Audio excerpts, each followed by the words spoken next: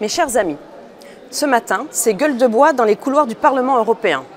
En effet, depuis des mois, nos médias comme nos politiciens européens et français ne cessent d'affirmer que si Kamala Harris, la candidate américaine démocrate qui incarne tellement la bien-pensance, ne l'emportait pas, la situation mondiale serait apocalyptique.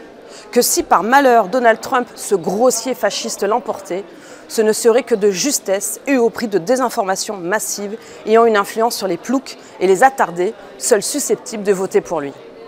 Mais comme les Européens et les Français, les Américains subissent une réalité bien éloignée de celle des plateaux télé et des salons feutrés de leur élite.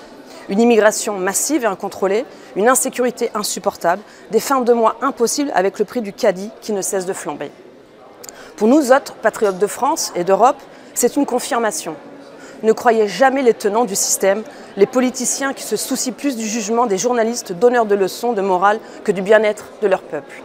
Ce sont les mêmes qui nous ressassent à l'envi que Marine Le Pen n'arrivera jamais au pouvoir.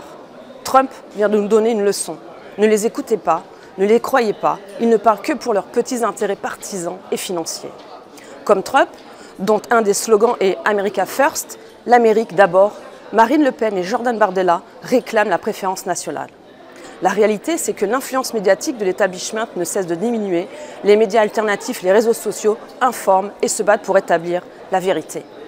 Aux côtés de Donald Trump se trouvent des farouches défenseurs de la liberté, comme Elon Musk, combattant de la liberté d'expression, ou encore Robert Kennedy, combattant vaccinal contre la dictature covidiste et la toute-puissance de l'industrie pharmaceutique, qui avait déclaré en 2020 en pleine crise Covid. Les gouvernements aiment les pandémies et ils aiment les pandémies pour les mêmes raisons qu'ils aiment la guerre, parce qu'elle leur donne la possibilité d'imposer à leur population des contrôles que celle-ci n'accepterait jamais autrement. Alors, la plus grande leçon que nous donne la victoire de Donald Trump contre les projets mortifères des élites mondialistes, c'est « fight, fight, fight ».